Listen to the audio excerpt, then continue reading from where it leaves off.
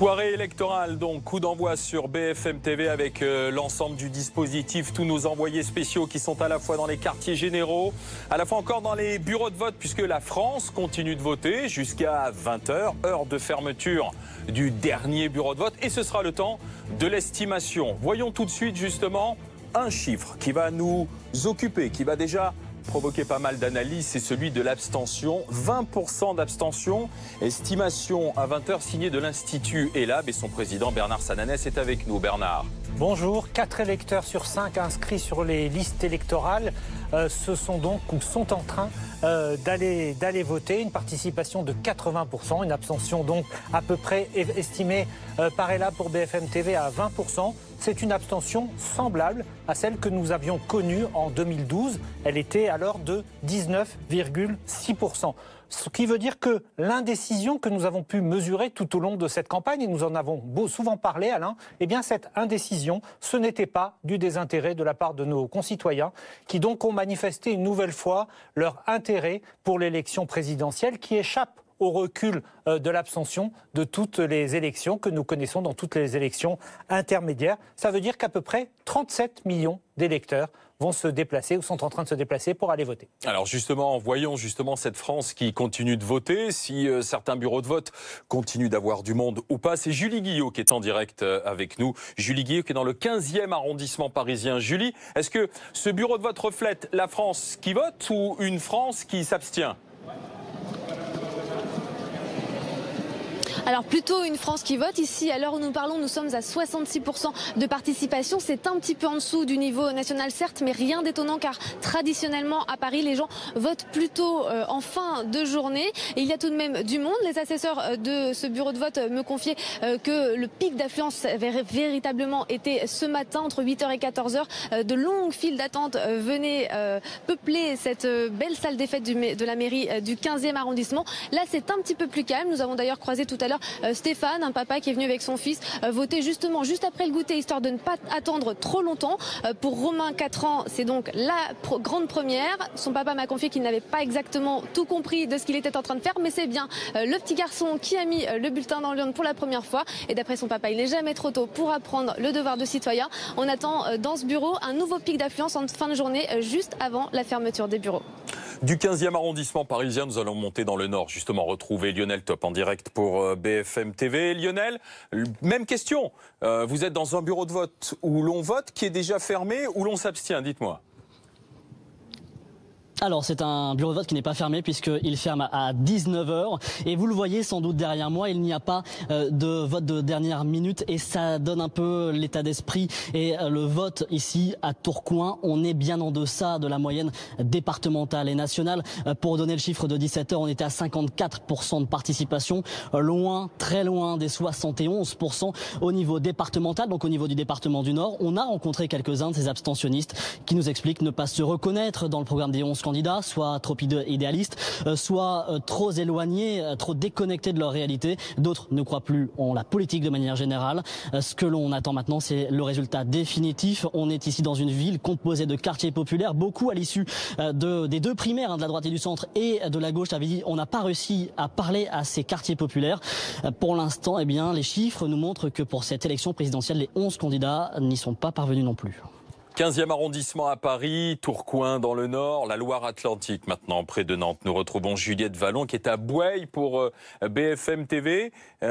Juliette Vallon avec, là encore, quel état d'esprit des électeurs qui sont présents dans le bureau de vote ou pas encore ?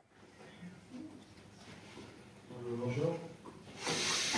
Oui, des électeurs qui viennent toujours voter encore à cette heure, même si le pic d'affluence, on l'a constaté, s'est vraiment déroulé aux alentours de 16 heures.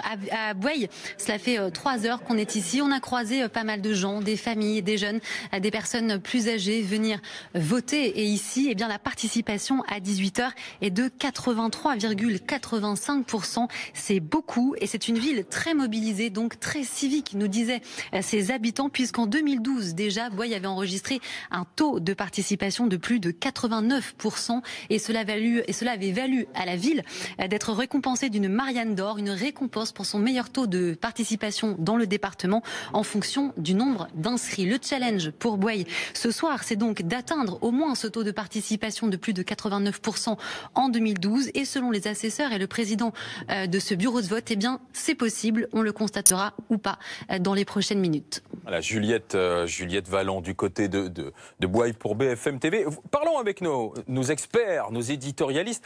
On a eu une campagne électorale, bonsoir messieurs, dames, exceptionnelle. On a eu des meetings qui ont battu aussi des records d'audience, notamment sur BFM TV, qui en a retransmis plusieurs.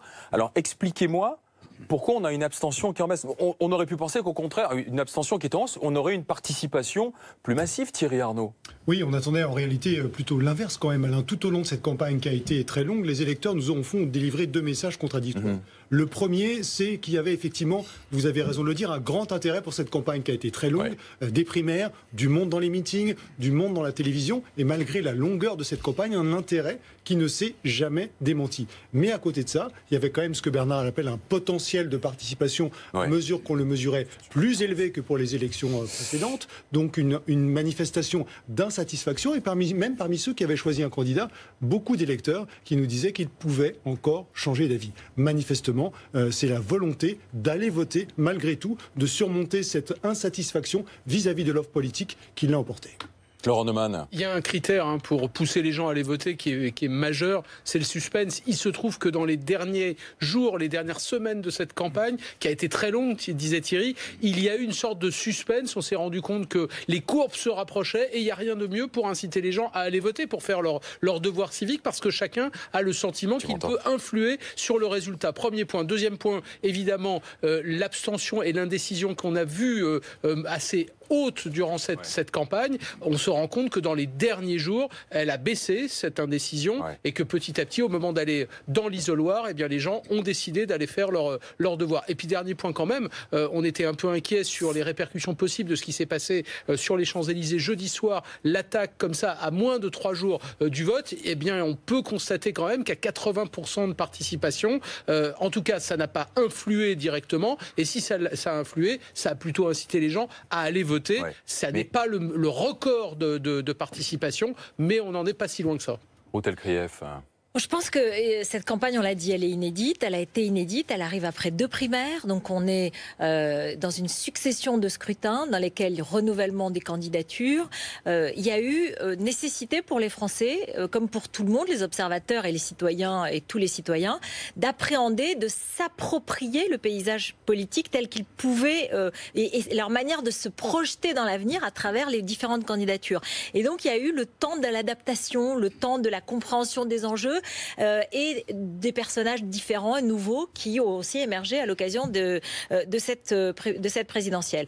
Et puis il y a eu la conscience, évidemment, avec la série de sondages dans lesquels il y a eu tous les schémas possibles, etc., qui fait que chaque citoyen peut-être s'est senti très concerné, et chacun voulant pour son camp intervenir. On arrive donc, si cette estimation se confirme, ce qui est probable, eh bien, à quelque chose qui est tout à fait dans la norme de la Ve République et qui est plutôt rassurant par rapport à ce qu'on prévoyait malgré tout. Justement, puisqu'on parlait de cette menace d'attentat, de cette crainte qu'auraient pu avoir certains électeurs, c'est Stéphanie Zenati qui est du côté de Bordeaux pour BFM TV pour nous parler justement des mesures de sécurité autour des bureaux de vote. Stéphanie. Eh bien effectivement, ici mesure particulière puisqu'on est à l'intérieur de la mairie de Bordeaux et vous le voyez juste derrière moi, il y a ces agents de la police municipale qui sont présents et lorsqu'un électeur se présente à l'entrée de l'hôtel de ville, il demande à voir la carte d'identité et la carte d'électeur pour les laisser entrer et accéder au bureau de vote. À l'intérieur des bureaux de vote, en revanche, il n'y a pas la présence de policiers, il y a des patrouilles, c'est vrai, qui tout au long de la journée ont sillonné la ville pour assurer la sécurité des 136 bureaux de vote qui se trouvent ici à Bordeaux. Alors forcément, ça rassure les Bordelais que nous avons pu rencontrer. Ils nous le disent, des présidents aussi et des directeurs de centres des bureaux de vote qui nous ont expliqué qu'ils avaient été formés, préparés pour assurer la sécurité. Par exemple, ils doivent veiller à ce qu'il n'y ait pas de véhicules qui viennent stationner trop longtemps devant les bureaux de vote ou encore ils ont 3 numéros de téléphone qui leur ont été communiqués communiqué qui leur permettent d'entrer très rapidement en contact avec les forces de sécurité. Ici, à la mairie de Bordeaux, les policiers municipaux vont rester jusqu'à 20h, heure de fermeture de ce bureau de vote. La préfecture avait également activé tout au long de la journée une cellule spécifique pour s'assurer du bon déroulement de la journée. Alors c'est vrai, Stéphanie Zenati à Bordeaux, et c'est vrai Bernard Sananès qu'on est dans le cadre de l'élection présidentielle, c'est l'élection phare à Rennes, c'est la préférée des Français. Oui, c'est la préférée des Français, et puis j'allais dire c'est celle dont on attend un changement pour soi. On peut s'intéresser à sa ville, on peut s'intéresser à la région, on peut voter pour cette ville, pour cette région, pour son député, mais finalement on se dit que du président de la République peut venir l'impulsion, peut venir le changement. Vous savez, c'est le syndrome « appelez-moi le directeur ». En France, on attend tout du président de la République, et même si on met souvent la politique à distance, même si on la critique, on continue à espérer le changement de toute élection présidentielle. On va justement s'intéresser maintenant à ce qui se passe chez les candidats, dans leur quartier général. Nous allons retrouver Mathieu Coach, qui est chez Emmanuel Macron pour BFM TV, pour savoir quel va être le déroulé de la soirée au quartier général. Mathieu. Alors pour le moment, Emmanuel Macron serait encore à son domicile et il se fait un peu attendre ici au QG. Son arrivée a été retardée plusieurs fois.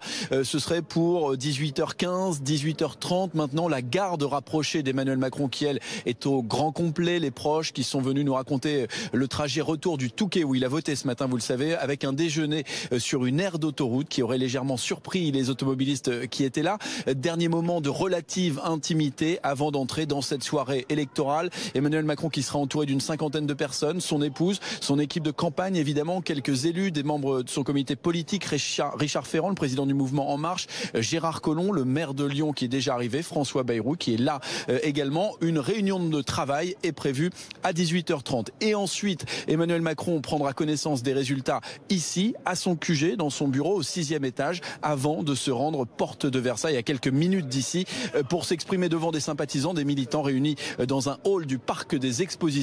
Si tout se passe comme prévu, cette prise de parole est prévue aux alentours de 21h. Jean-Rémy Baudot maintenant, que nous allons retrouver Jean-Rémy Baudot qui est du côté du quartier général de François Fillon et qui nous attend en direct. Jean-Rémy. Oui, bonsoir Alain. François Fillon, lui, il doit arriver aux alentours de 19h ici à la porte de Versailles dans son QG. C'est là où il passera la soirée électorale. Ici, le dispositif de sécurité est assez impressionnant. La rue a été totalement barrée. Un très gros dispositif de sécurité. Comme vous le voyez derrière nous, il y a des barrières de sécurité, des portiques pour les quelques invités qui ont été triés sur le volet. Et puis pour les militants qui souhaiteraient venir, il y a cette petite rue du 15e arrondissement où un écran géant a été disposé. Ce qu'on sait, c'est que François Fillon a passé l'après-midi avec sa famille au calme et qu'il a rédigé plusieurs discours. Alors on ne sait pas combien de discours précisément, mais ce qui est certain, c'est qu'il préparerait tous les scénarios. Donc Jean-Rémy Baudot au quartier général de François Fillon, après avoir fait un détour par celui d'Emmanuel Macron. Et c'est vrai, Hervé Gattegno, que ce soir, au fil des minutes, au fil des heures, on sait que dans tous les quartiers généraux, chez les candidats, on va rester extrêmement prudent. Oui, évidemment, ce n'est pas le moment dans les dernières heures qui précèdent l'annonce des résultats de faire des déclarations intempestives. On a senti d'ailleurs tout au long des derniers jours une certaine prudence dans les états-majors. Il y a eu évidemment quelques dérapages ou quelques saillies au moment de l'attentat des Champs-Élysées. On l'a vu il y a quelques jours, mais aujourd'hui, des instructions ont été données à tous les entourages, à tous les collaborateurs directs, à tous les chargés de communication dans les QG des candidats, de ne pas faire de déclarations, de ne pas riposter à d'éventuelles provocations. Et ce que l'on sait d'expérience, c'est que ces jours-là, les états-majors des candidats, ils sont comme les journalistes, et même encore plus que les journalistes, ils ont les yeux rivés sur les derniers chiffres, sur les dernières remontées des différentes circonscriptions, des différents endroits où ils sont allés en meeting. Ils se font expliquer quel a été le ressenti de la campagne. Et au fond, dans les quelques heures qui maintenant vont précéder le résultat, les candidats s'isolent eux-mêmes, ils s'isolent de leur propre entourage pour ne pas alimenter les moindres conjectures sur l'état d'esprit du candidat dans les derniers moments. Donc de toute façon, là aussi, vous savez, c'est comme les chiffres du dernier jour, les propos prétendument rapportés ou les rumeurs sur ce que dit ou sur ce que pense le candidat, tout cela est probablement probablement faux. Il faut en tenir compte le moins possible pour ne pas dire pas du tout, exactement comme les chiffres qui arrivent sur vos téléphones portables depuis plusieurs heures et qui prétendent vous donner en avant-première le résultat de cette élection. Eh bien, tout ça est probablement entièrement faux. Et le meilleur moyen d'avoir des chiffres sûrs au fil de la soirée, c'est véritablement de rester sur BFM TV, croyez-moi. Pendant que vous parliez, Hervé Gattegno, nous avons eu l'arrivée de François Baroin au quartier général de François Fillon. Autre QG, c'est du côté du nord, d'Hénin. Hénin-Beaumont, nous retrouvons Néla Latrousse pour BFM TV, parce qu'Hénin-Beaumont, c'est le fief de Marine Le Pen ce soir. C'est là qu'elle va vivre cette soirée électorale, cette soirée d'élection présidentielle, de premier tour. Et elle va arriver là où je suis, à l'espace François Mitterrand, d'ici 19h. Pour l'heure, comme le disait Hervé Gattegno, eh bien elle s'isole. C'est les derniers instants de repos, de calme, de concentration. Très très peu de monde autour d'elle. On a vu arriver les lieutenants les plus médiatiques dans cet espace où a lieu la soirée électorale. C'est avec ces lieutenants-là qu'elle a déjeuné juste après le vote, 11h précises, comme à chaque scrutin. Après le déjeuner, ils ont pris connaissance des tout premiers chiffres, et notamment des chiffres de la participation à midi, à 17h, des chiffres de participation par département aussi. Un chiffre que je peux vous citer, c'est celui de ce département où je me trouve, le Pas-de-Calais, 69,75% de participation à 17h. Comme les autres équipes de campagne, eh bien, ils ont peut-être eu quelques indiscrétions sur les bureaux où le scrutin est clos, comme dans les Outre-mer ou comme dans les bureaux consulaires à l'étranger. Par exemple, cela ne donne pas forcément d'indication très précise sur l'issue du scrutin, mais cela permet de comparer les dynamiques par rapport à 2012. Quand elle arrivera ensuite ici, Marine Le Pen ira s'isoler une fois de plus en loge pour mettre la dernière touche à son discours. Et c'est d'ici, depuis les loges, qu'elle prendra connaissance des résultats officiels à 20h précises. Donc Néla Latrousse qui est dans le nord du côté d'Hénin-Beaumont, là où Marine Le Pen va suivre la soirée électorale. On va revenir du côté de Paris cette fois. Et nous allons retrouver Camille Langlade, parce que Camille Langlade va passer la soirée, si je puis dire, avec Jean-Luc Mélenchon. En tout bien, tout honneur, bien sûr, c'est pour BFM TV, c'est pour la politique, ma chère Camille Langlade, dans un bistrot parisien. Oui, absolument, proche de la gare du Nord, ce bistrot Le Belouchis Bar qui attend Jean-Luc Mélenchon. Il devait arriver ici aux alentours de 18h. Il devait d'abord traverser cette foule de militants, cette petite foule compacte que vous voyez sur ces images qui commence à se former. Et puis changement de programme, Jean-Luc Mélenchon a choisi une porte dérobée pour arriver ici. Pour l'instant, pas de nouvelles du candidat de la France Insoumise qui a passé l'après-midi chez lui, entouré d'une équipe restreinte, son directeur, sa directrice de la communication, son directeur de campagne, son porte-parole également, pour observer les premières tendances. Réunion ici donc dans ce bar proche de Gare du Nord, réunion de travail. Il va peaufiner deux versions de son discours, l'une évidemment en cas de qualification et l'autre en cas d'appel à la victoire ou appel au vote d'un second candidat en vue du second tour. Jean-Luc Mélenchon qui est donc toujours attendu. Il y a énormément de presse accréditée, presse étrangère également. Plus de 600 médias ont fait le déplacement ici pour Jean-Luc Mélenchon qui va donc achever ou peut-être poursuivre, nous verrons en fonction des résultats, l'une des plus longues campagnes des 11 candidats puisqu'il s'est déclaré il y a plus d'un an, en février 2016. Camille Langlade, donc, au Belouchis Bar, où Jean-Luc Mélenchon passera sa soirée électorale. Alors, chaque candidat, dans une moindre mesure, joue bien sûr très gros. C'est le fauteuil suprême qui est en jeu, mais c'est peut-être aussi l'avenir politique de certains qui ont déjà été candidats, qui arrivent à un âge avancé. Ce n'est pas péjoratif que je dis, mais simplement un âge avancé dans le paysage politique. Donc peut-être que ce soir, certains diront c'est une page de ma vie personnelle et de ma vie politique qui se tourne aussi, Thierry. Oui, il y a pour certains une candidature de la dernière chance. Il y a pour tous beaucoup d'incertitudes parce qu'il y a la question de savoir si l'on est qualifié pour le deuxième tour ou pas. Dans l'hypothèse où on est qualifié pour le deuxième tour, est-ce qu'on est premier ou est-ce qu'on est deuxième? Parce que ça crée des dynamiques qui sont totalement différentes. Quel est votre écart avec le deuxième? Et puis, quel est votre adversaire? Parce que l'incertitude, ça veut dire que ce soir, ceux qui attendent les résultats et qui espèrent être qualifiés pour le deuxième tour sont en train de se préparer à plusieurs scénarios possibles selon les résultats et selon l'adversaire qu'ils auront à affronter. Donc vous voyez que de ce point de vue-là aussi, on est dans ce début de soirée dans une configuration qui est totalement inédite. Hervé Gattegno. Mais on a senti tout au long de cette campagne une très forte envie de renouvellement, et notamment de renouvellement du personnel politique. Jean-Luc Mélenchon a mis un mot très fort là-dessus pour appeler ce phénomène le dégagisme. Ça a très bien fonctionné pendant la campagne. On le sent profondément dans l'opinion des Français. Il est probable que ce soir, des leçons vont être tirées par le personnel politique, bien sûr, et par les Français aussi, des différentes performances des uns et des autres. Donc, vous le disiez, certains ont déjà été candidats. Marine Le Pen a déjà été candidate.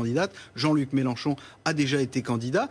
Effectivement, on aura tous tendance à comparer les scores qu'ils vont faire ce soir avec les scores qu'ils avaient déjà réalisés lors de leur précédente candidature. Puis, il y a eu une émergence spectaculaire dans cette campagne, c'est celle d'Emmanuel Macron. Alors lui, évidemment, on ne pourra comparer cela à rien, puisqu'il n'y a rien de comparable sous la Ve République, mais c'est vrai qu'il a suscité des attentes, et donc on mesurera son score à l'aune de ces attentes. Et puis, il y a François Fillon, dont on sait qu'au sortir de la primaire de la droite et du centre, il était considéré comme le grand favori de cette élection présidentielle. Il en est devenu un outsider. On sait dans quelles circonstances. Là aussi, en fonction du niveau de son score par rapport aux attentes de son camp, qui était immense au début de cette campagne présidentielle, eh bien, on jugera de la performance de François Fillon et sans doute, dans une certaine mesure, de son avenir. Et ces deux images, pendant que vous parliez, Hervé Gattegno, d'abord d'un bureau de vote, où l'on continue bien sûr de voter. Ces bureaux de vote vont fermer à 19h, et puis dans les grandes villes,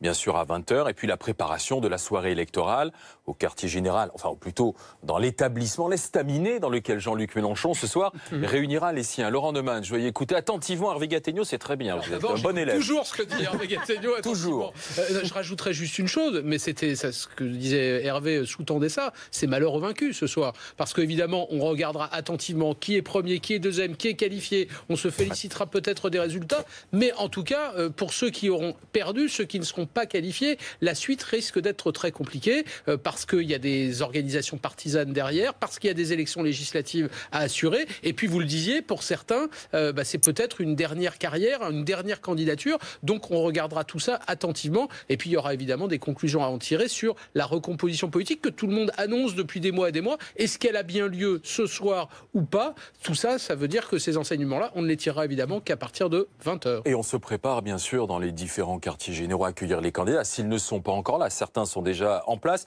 Mathieu Coache, vous êtes dans le 15e arrondissement et on attend d'une minute à l'autre l'arrivée d'Emmanuel Macron.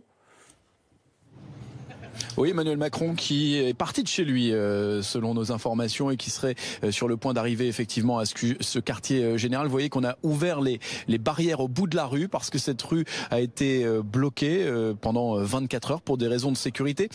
C'est un dispositif qui avait été prévu avant l'attentat des Champs-Élysées. C'est normal, nous dit-on, de l'entourage d'Emmanuel Macron de protéger le candidat juste avant le premier tour. Emmanuel Macron qui va donc participer à une réunion de travail prévue à 18h30 avec son équipe, avec ses proches évidemment qui sont déjà tous ici au quartier général, et qui va ensuite regarder les résultats ici dans son bureau du 6e étage avant de regagner la porte de Versailles où l'attendront des militants, des sympathisants, puisqu'une soirée est prévue dans le parc, dans un hall du parc des Expositions. Voilà, et on y retournera bien sûr vivre cette arrivée en direct tout à l'heure avec Mathieu Coache. Autre quartier général, et cette fois-ci nous retrouvons Thomas Soulier, c'est chez Benoît Hamon. Thomas Soulier, où pour le moment, moins qu'on puisse dire, c'est que pas grand monde autour de vous.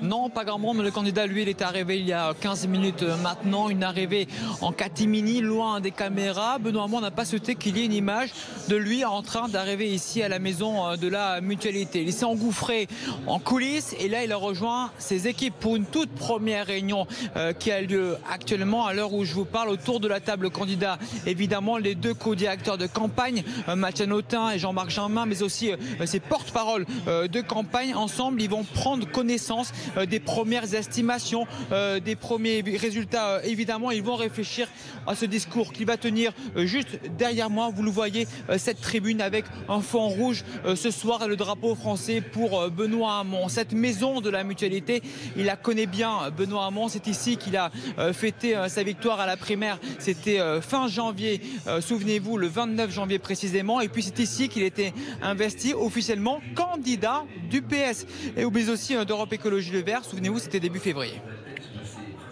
Donc Thomas Soulier, à la soirée des soutiens de Benoît Hamon. Routel Krief, Benoît Hamon, très beau vainqueur de la primaire et qui ce soir joue très gros personnellement, politiquement et pour sa famille politique, pour le Parti socialiste. C'est assez révélateur de ce qu'on a appelé la décomposition pendant cette campagne. C'est-à-dire quel va être le score des candidats sortis des primaires.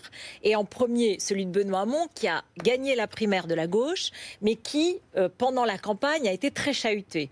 Est-ce que le Parti socialiste va garder sa place ou est-ce que les divisions qui se sont fait jour auront raison du parti et globalement quel va être son avenir. Autour du score de Benoît Hamon, il y a toutes ces questions et plus généralement on s'interrogera quand même sur le score des candidats issus des primaires par rapport à celui des candidats qui ne sont pas sortis des primaires, qui sont les candidats de leur parti sans primaire, Jean-Luc Mélenchon, Marine Le Pen et Emmanuel Macron. Et ce sera sans doute intéressant pour les années qui viennent. Nous avançons dans cette soirée électorale qui va nous emmener jusqu'à 20h, à l'heure à laquelle nous donnerons bien sûr les estimations de ce premier tour.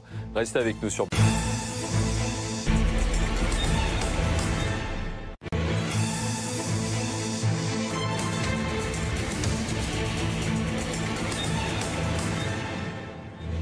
Premier tour de l'élection présidentielle à vivre en direct sur BFM TV, la chaîne de cette élection présidentielle. L'ensemble de nos équipes de la rédaction mobilisées, dispositif exceptionnel pour une soirée politique que l'on souhaite aussi exceptionnelle. Un chiffre, celui de l'abstention, estimation de l'Institut ELAB, notre partenaire tout au long de la soirée. C'est l'Institut ELAB qui tout à l'heure, dans 1h30 maintenant, nous donnera justement l'estimation de ce résultat de premier tour. 20%, les Français se sont mobilisés. Exemple concret, Nice, où nous retrouvons Laetitia Soudi en direct pour BFM TV, où l'on vote à Nice, ma chère Laetitia. Oui, on vote et on vote plutôt le matin si l'on en croit les chiffres de la participation de 17h, puisqu'à midi, le département des Alpes-Maritimes se classait à 9e position des départements dans lesquels on avait le plus voté. Et à 17h, eh bien, il était tombé à la 59e position avec 69,06% des électeurs du département qui s'étaient rendus aux urnes. C'est donc dans la moyenne nationale. C'est un tout petit peu moins qu'il y a 5 ans à la même heure pour l'élection présidentielle de 2012 et on l'a constaté dans les différents bureaux de vote où on s'est rendu ce matin. Il y avait du monde, des files d'attente et puis ça s'est un peu tassé à la mi-journée et dans l'après-midi. Alors on va voir si les électeurs des Alpes-Maritimes vont se rendre aux urnes dans la fin de l'après-midi puisqu'ils ont jusqu'à 19h pour voter et même 20h ici à Nice comme dans les autres 15 plus grandes villes du département. Donc Laetitia Soudi à Nice, nous allons du côté cette fois-ci de la Corrèze retrouver Mélanie Vecchio et nous sommes à La Gaine précisément pour là encore prendre le pouls de cette France qui continue de voter. Mélanie ? Oui, elle continue de voter cette France ici à La Gaine en Corrèze. Très forte mobilisation dans ce village de 1300 habitants. Alors à 17h, la participation était de 78,5% et c'était plus que la participation nationale, plus que la participation de Corrèze à 73,14%. C'est également supérieur de 4 points à la participation à la même heure il y a 5 ans de cela. Alors le pic, il a été atteint tout à l'heure à 11h ce matin parce que les électeurs, eh bien, ils nous l'ont expliqué, ils veulent profiter, ils ont voulu profiter cet après-midi du beau temps, se promener, se reposer. Un autre chiffre qui indique également cette mobilisation, c'est le nombre de procurations, 54 sur 972 inscrits, parce que nous sommes en pleine période de vacances scolaires et les absents ont quand même voulu participer au scrutin. Voter, c'est un droit, voter, c'est un devoir, c'est ce que nous ont dit les électeurs. Certains se sont battus pour l'avoir, c'est une vraie responsabilité, nous ont dit les primo-votants. Ce droit, eh bien, nous devons l'exercer. Alors, beaucoup de jeunes, je vous le disais, des familles, des enfants, mais également des personnes âgées qui sont venues accompagner, car elles ne pouvaient pas se déplacer toutes seules. Et tous les électeurs que nous avons rencontrés aujourd'hui nous l'ont dit, ils seront ce soir à 20h devant la télévision. Voilà, Mélanie Vecchio qui est donc du côté de La Gaine en Corrèze. La Corrèze, c'est justement dans ce département qu'a voté François Hollande, président sortant, et qui ne se représente pas. D'où aussi cette élection présidentielle complètement inédite, avec un président qui a dû renoncer face au manque de résultats et aux mauvais sondages, Laurent Neumann. Et aux courbes d'impopularité et à la courbe du chômage, qu'il n'a pas renversé suffisamment à temps. C'était le 1er décembre dernier. Et au fond, le renoncement de François Hollande a pesé tout au long de la campagne. Normalement, une campagne présidentielle, c'est quoi? On parle bien sûr de projet, mais on parle aussi de bilan. Or, personne dans cette campagne pour défendre le bilan du président sortant, et donc difficulté pour tous les autres d'attaquer un bilan que personne, par définition, ne défend. Mais en revanche, François Hollande a fait campagne. Il a fait campagne sans être candidat. Il a tenté d'influer dans les derniers jours de cette campagne en faisant beaucoup de déplacements, en prenant beaucoup la parole. Alors, c'est intéressant de voir aussi qu'un certain nombre de candidats rêvaient de l'affronter. Et il n'est pas là.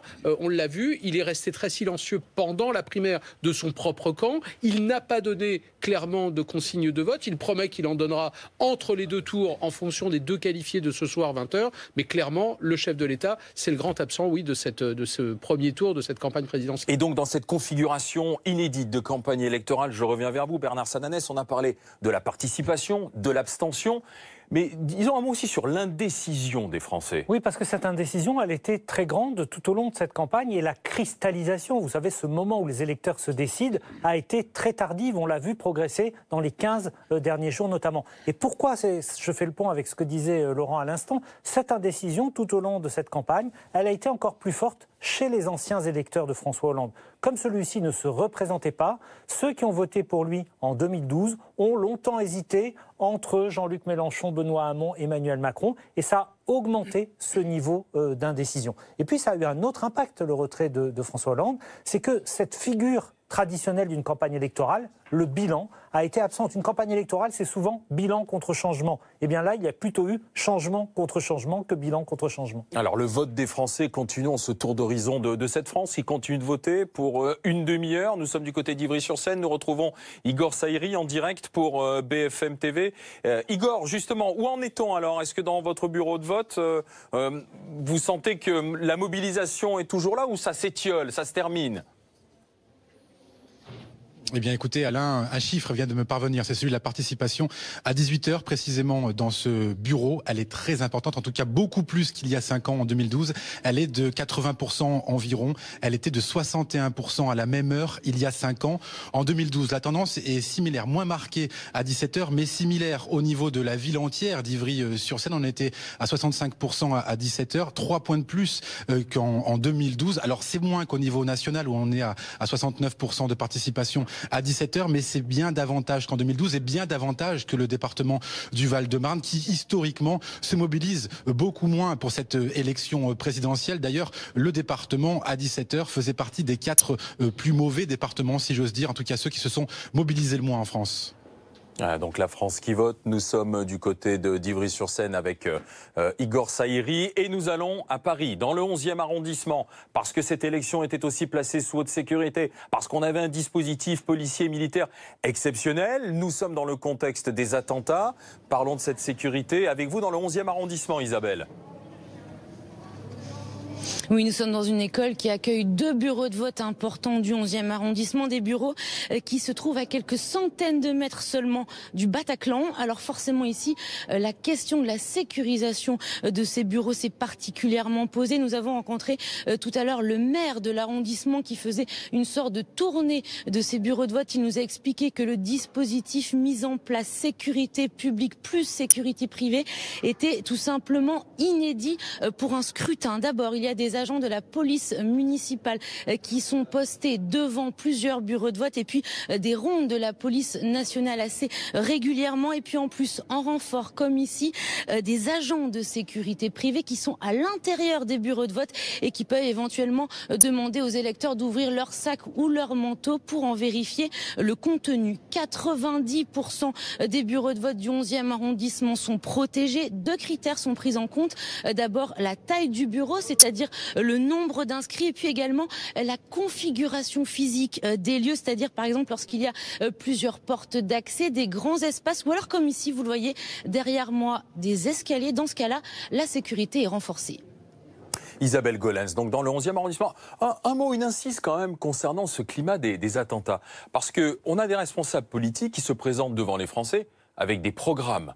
On a parlé de récupération politique, alors que eux-mêmes, après ce qui s'est passé sur les Champs-Élysées, ce drame terrible, la mort de ce policier, étaient là aussi pour présenter le problème. Donc on n'était pas dans une espèce de schizophrénie quand même, à reprocher à des responsables politiques de parler de mesures ou de parler de l'attentat. Est-ce qu'ils pourraient faire contre les attentats, Thierry ? Il est quand même assez logique, Alain, que quand un attentat intervient, ceux dont on va penser que parmi eux se trouve le prochain chef de l'État, chef des armées, celui qui va présider aux destinées du pays, nous éclaire sur la façon dont il entend lutter contre le terrorisme. Donc que les candidats prennent la parole au lendemain d'un attentat comme celui-là pour réagir et rappeler quelles sont leurs propositions principales pour lutter contre le terrorisme me paraît quand même essentiel. Oui, mais il y a eu les critiques du Premier ministre Bernard Cazeneuve à l'encontre de certains des candidats. Là, c'est autre chose. Bernard Cazeneuve, il est lui intervenu en particulier en ciblant 2 candidats parce qu'il considérait que non pas les propositions des candidats en l'occurrence, mais la façon dont ces 2 candidats avaient critiqué le gouvernement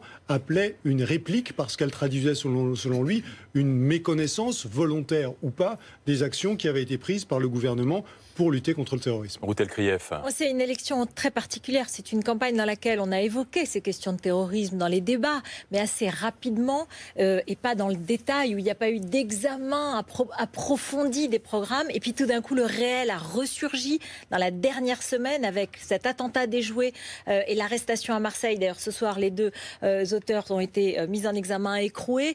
L'attentat de jeudi soir sur les Champs-Élysées. Et donc, c'est extrêmement étrange parce que tout d'un coup, le réel a ressurgi avec cette violence et nous a rappelé cette échéance et cet état d'urgence et cette question fondamentale. Là-dessus, les candidats ont réagi à leur manière. Certains ont suspendu ou ont fait des déclarations, d'autres ont poursuivi leur campagne.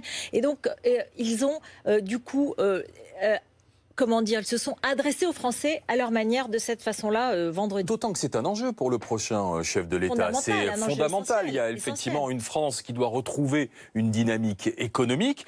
Et puis il y a qu'est-ce que je peux faire pour vous protéger ? Que vais-je faire de l'état d'urgence ? Est-ce que je vais continuer d'engager les troupes aussi là où elles sont à combattre Daesh, aujourd'hui l'État islamique, Hervé Gattegno ? C'est un enjeu énorme effectivement pour le prochain chef de l'État, quel qu'il soit, a fortiori dans un monde dont tous les Français ont compris qu'il était devenu de plus en plus tendu et de plus en plus dangereux.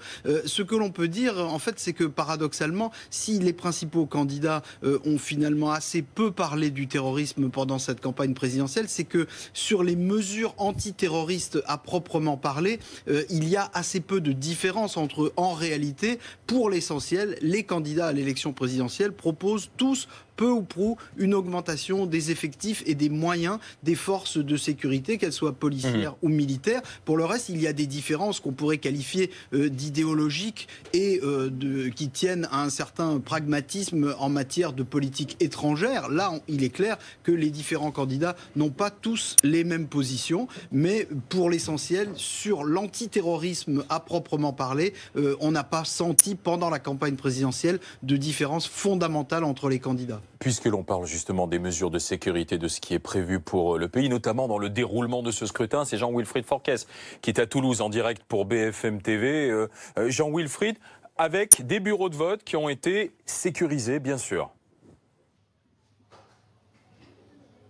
Oui, ils ont été sécurisés tout au long de la journée. Alain, près de la totalité des 1400 policiers ici à Toulouse étaient mobilisés. Alors, il n'y avait pas de présence policière à proximité des bureaux de vote. Avec Maxime Sounillac, nous avons sillonné Toulouse ce matin, les 263 bureaux de vote. Il n'y avait pas de force de l'ordre à proximité, des policiers ou des gendarmes. Il y avait simplement des policiers ici à l'entrée du Capitole où nous nous trouvons depuis un peu plus d'1 heure maintenant. Mais ces policiers étaient présents, ils pouvaient être réactifs à tout moment s'il y avait évidemment eu le moindre incident dans les bureaux de vote à proximité, en tout cas ici ce matin ou cet après-midi à Toulouse. Pour l'instant, tout s'est bien déroulé. Ça se poursuit d'ailleurs dans un climat bon enfant. On voit de la détermination chez les électeurs. Et il y a eu surtout ici à Toulouse, malgré un immense soleil, il a fait aujourd'hui 26 degrés Alain. C'était quasiment un printemps, un soleil niçois ici, un soleil en tout cas radieux dans les rues de Toulouse. Mais les Toulousains se sont mobilisés. On les a vus présents présents, ils sont venus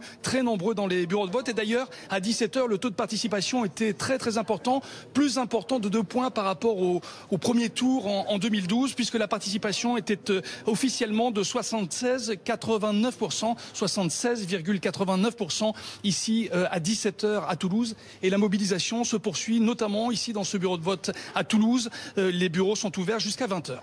Jean-Wilfried Forquès, donc, est à Toulouse pour BFM TV, que l'on retrouvera bien sûr au fil de cette soirée.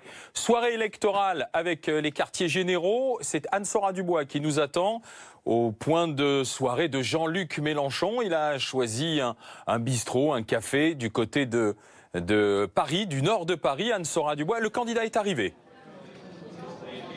Ça y est, le candidat vient d'arriver, effectivement, ses équipes viennent de nous le confirmer, comme prévu par une porte dérobée un petit peu plus tôt dans l'après-midi. On avait pensé qu'on aurait pu le voir arriver, finalement, changement de programme, il est bien arrivé par une porte dérobée. Il s'est désormais enfermé dans une salle dont il ne sortira plus avant la publication des résultats. On vous montre le dispositif de sécurité qu'il y a dans ce quartier, dans cette soirée électorale. Vous le voyez, des fouilles systématiques, palpations à l'entrée. On se déplace avec Philippe Vigneault, un deuxième point de sécurité en amont un petit peu. Vous le voyez ici, toutes les personnes que vous voyez avec des brassards orange et rouge, ce sont toutes les personnes qui assurent la sécurité ce soir. Il y a des agences de sécurité privées, mais aussi des bénévoles de la France Insoumise. Et puis à l'extérieur, vous le voyez, la rue a été totalement barrée. Des barrières ont été disposées.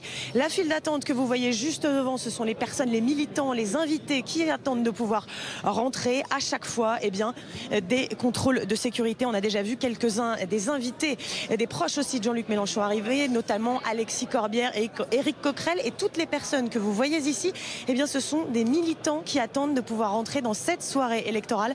Ça promet d'être rempli, ce Belouchi's Bar, ce soir. Toutes ces personnes qui sont venues écouter, voir Jean-Luc Mélenchon, qui donc désormais est arrivé à sa soirée électorale et qui est reclus avec sa garde rapprochée au sens strict du terme. Très peu de personnes autour de lui actuellement. Anne-Sora Dubois, donc au Belouchi's Bar, là où Jean-Luc Mélenchon est avec ses soutiens. C'est ce que nous disait Anne-Sora Dubois il y a un instant. Jean-Luc Mélenchon qui était véritablement sur cette fin de campagne dans une dynamique. Et nous verrons aux alentours des 20h si cette dynamique se vérifie. Quartier général d'Emmanuel Macron, Jérémy Trottin nous y attend. Pour quel type de soirée? Quelle est l'atmosphère chez vous, Jérémy? Je peux vous dire que les équipes d'Emmanuel Macron ont vu les choses en grand pour cette soirée électorale, ici cette soirée militante. Elles ont loué un hall de la porte de Versailles de plusieurs milliers de mètres carrés. Il faut dire que l'affluence est déjà importante ici ce soir. Pas moins de 1100 journalistes ont été accrédités, 500 journalistes français mais aussi 600 journalistes de la presse étrangère. C'est vous dire l'intérêt de la campagne déjà au-delà des frontières de l'Hexagone pour Emmanuel Macron. Et puis il y a bien sûr aussi ces centaines de militants qui sont déjà à présent, qui ont passé énormément de passages de sécurité naturellement avec la menace terroriste qui plane aujourd'hui sur cette campagne. 1200 militants pourront être accueillis ici et si ils sont encore plus nombreux, c'est une fan zone qui a été installée cette fois à l'extérieur du bâtiment. Vous le voyez, c'est une soirée électorale sous un modèle finalement proche des soirées électorales américaines qui a été concoctée par les équipes d'Emmanuel Macron. Le candidat qui est lui à ce stade toujours à son quartier général avec sa garde rapprochée. Il ne viendra ici que durant la soirée pour prononcer un discours une fois que les résultats définitifs seront consolidés. Justement, Jérémy Trottin, on va en dire un mot de ce vote, de ces résultats, en attendant qu'ils soient consolidés, parce que nous aurons nos estimations à 20h. Bernard Sananès, le poids des responsabilités sur vos épaules, mon cher Bernard Sananès. Vous avez encore un peu de stress. Mais c'est motivant le stress, Bernard. Dites-moi, comment est-ce que vous allez travailler? Comment est-ce que vous avez travaillé? D'abord, il faut expliquer qu'une estimation, ce n'est pas un sondage. Une estimation s'opère à partir des premiers bulletins dépouillés dans 250 bureaux de vote en France. Ces 250 bureaux de vote, ils ont été choisis par les équipes des labs pour qu'ils représentent, j'allais dire, une petite France. Quand on les additionne les uns aux autres, on retrouve le vote de la France en 2012. C'est ça la clé de l'estimation. Et donc, quand les premiers bulletins sont dépouillés, nous avons des enquêteurs qui nous communiquent ces résultats sur les 100 premiers bulletins, sur les 200 premiers bulletins, puis sur les bureaux complets. Et nous pouvons comparer ces résultats, évidemment, avec une immense réflexion informatique et un algorithme qui permet de comparer ces résultats à 2012. Pourquoi nous avons une petite incertitude cette année? D'abord parce qu'il y a une heure de moins. L'année dernière, il y a 5 ans, les bureaux fermaient à 18h. Et donc, les téléspectateurs ne le voyaient pas, mais il y avait une estimation à 18h45, confidentielle, une autre à 19h15 et une troisième à 19h45 qui était celle qui était portée à l'écran à 20h.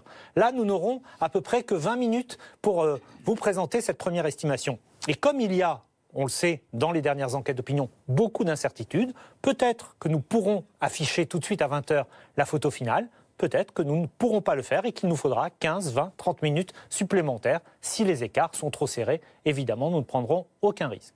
Thierry Arnaud. Oui, je voulais juste ajouter d'un mot pour éclairer ceux qui nous regardent, qu'ici, en plateau, nous sommes soumis à cette période de réserve jusqu'à 20h et que donc dans ce cadre-là, on ne peut pas porter de jugement sur la bonne ou mauvaise campagne de tel ou tel candidat, tel ou tel aspect de son programme, ni décrire de manière trop précise, s'agissant de nos envoyés spéciaux, l'ambiance optimiste ou pessimiste, les sourires ou les larmes que l'on peut trouver dans les QG. Nous sommes tenus à cette réserve jusqu'à 20h et les premières estimations. Et faites attention à tout ce qui circule, bien sûr, on ne cesse de le dire, sur les réseaux sociaux, parce que beaucoup d'informations n'en sont pas. Il faut être clair, ce sont simplement des chiffres qui sont balancés et ne succombez pas à ce moment-là à l'intox. Je vous le dis carrément et clairement. En revanche, les Français de l'étranger, eux, ils ont voté. Le scrutin est bouclé maintenant, Ruth. Oui, effectivement. Et la mobilisation a semblé très importante. On a vu des images de longues queues aux États-Unis, au Canada, dans d'autres pays. Et on a effectivement vu une grande mobilisation, un grand intérêt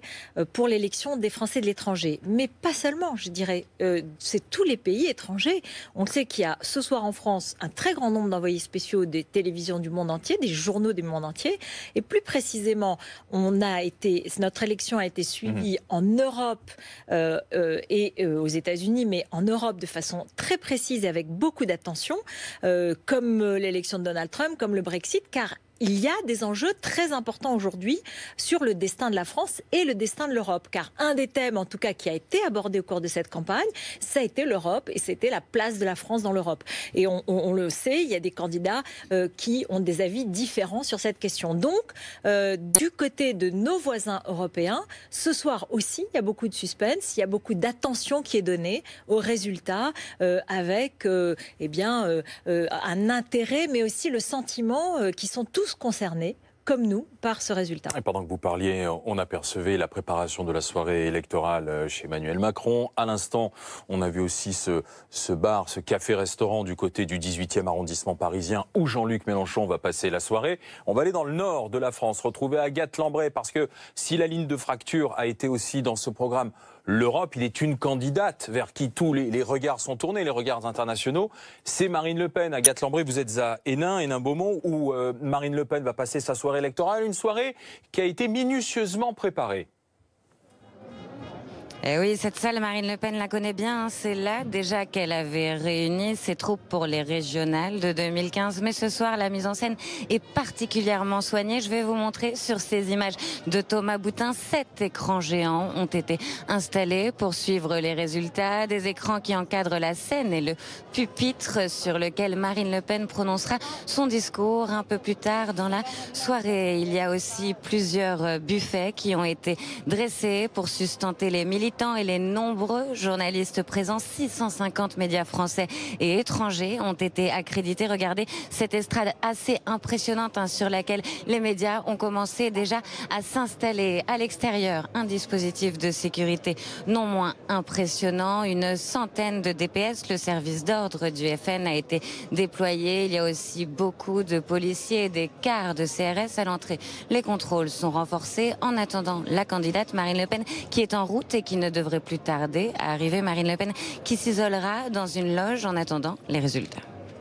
Voilà, Agathe Lambray, donc à Hénin-Beaumont, dans le nord de la France, où Marine Le Pen va passer sa soirée électorale. La candidate du Front National, la présidente du Front National, qui, elle aussi, en fonction de ce qui se passera, en fonction de cette soirée de premier tour, du futur, peut jouer gros au sein de son propre parti, en fonction de ce qui se passe, Hervé Gattegno. Oui, on a senti des tensions, des divisions, des désaccords sur la campagne de Marine Le Pen au sein du Front National et même dans son propre entourage. On sait que Marion Maréchal-Le Pen n'est pas sur la même ligne que Florian Philippot sur un certain nombre de sujets. On a senti des flottements par moment donc sur cette ligne. Néanmoins, ce que l'on peut dire sans crainte de se tromper, c'est que le Front National a confirmé à travers la personne de sa candidate et de sa présidente Marine Le Pen son installation parmi les premiers rangs de la vie politique française, et cette élection va être de ce point de vue-là une confirmation pour elle. Elle fait partie désormais des candidats et des représentants politiques qui peuvent prétendre jouer les premiers rôles dans le jeu démocratique et dans le jeu électoral français. Évidemment qu'il y a une forte attente pour elle et pour ses supporters sur le score qu'elle va faire ce soir. Bien sûr que sa qualification pour le second tour est plus qu'espérée. C'est évidemment son objectif. Et si elle n'y parvenait pas, eh bien, il y aurait forcément de la déception, comme chez la plupart de ceux que l'on présente comme les candidats importants dans cette campagne. Évidemment que ce soir, Marine Le Pen joue une carte très importante pour elle et pour l'avenir du Front National. Du côté du 15e arrondissement, nous allons retrouver Jérémy Brossard en direct pour BFM TV. C'est le quartier général de François Fillon qui lui aussi a préparé cette soirée avec ses soutiens. Mais le déroulement de la soirée sera un peu particulier, hein, Jérémy. Oui, effectivement, on va d'abord avec Dominique Le Picard vous montrer le lieu de cette soirée électorale. On est dans le 15e arrondissement de Paris, on est au 2e étage du QG de François Fillon et ici ont pris place les journalistes, vous voyez, qui commencent à attendre. Il y a un buffet qui a été installé, on commence à travailler, on installe évidemment le matériel. Il y a environ 800 personnes accréditées, c'est assez énorme, hein. Des journalistes, des techniciens, beaucoup de la presse étrangère également, venue par exemple de Corée ou d'Égypte. On attend François Fillon ici dans les prochaines minutes, aux alentours de 19h a priori. On ne le verra pas ici au 2e étage du QG. Il devrait se retrancher assez rapidement dans son bureau, c'est-à-dire au 5e étage de cet immeuble, avec ses soutiens, des ténors du parti Les Républicains qui ont commencé ici à arriver. On a vu notamment Jean-François Copé ou encore Gérard Larcher, le candidat qui sortira de son bureau une fois seulement les résultats connus, c'est-à-dire après 20h, pour faire une déclaration, cette fois au 1er étage de cet immeuble. Donc déclaration du candidat devant les caméras tout à l'heure. Voilà donc pour le dispositif ici dans le 15e arrondissement. Je précise aussi qu'il y a eu un important dispositif de sécurité qui a été mis en place. La rue du QG est entièrement barrée. Des camions de gendarmes, de policiers également ont été mis en place donc pour s'assurer que cette soirée électorale se passe le mieux possible. Voilà, on attend maintenant, c'est une attente fébrile qui commence ici, qui se poursuit au QG de François Fillon. Jérémy Brossard qui est au quartier général de François Fillon, et c'est vrai que durant cette campagne électorale, on a fait très attention, les dispositifs de sécurité, on a dit pour les bureaux de vote, Thierry, en quelques secondes, mais aussi à la sécurité des candidats. Et qui a été considérablement renforcée tout au long de la semaine écoulée, Alain, notamment après l'arrestation de ces 2 suspects de terrorisme mardi. On a vu, ça a été vraiment les images du jour ce matin sur BFM TV lorsqu'on a assisté au vote de tous les candidats. On a vu autour d'eux un dispositif de sécurité extraordinairement spectaculaire. C'était le cas des derniers meetings de la semaine. Et ça aussi, cet aspect-là, dans ces tout derniers jours de la campagne, il est sans précédent sous la Ve République. On se retrouve bien sûr en direct sur BFM TV, la chaîne de la présidentielle, dans un instant. Nous sommes à 1h06 de l'estimation du résultat de ce premier tour. En attendant, voici l'estimation de l'abstention à 20h. 20%, on y revient dans un instant.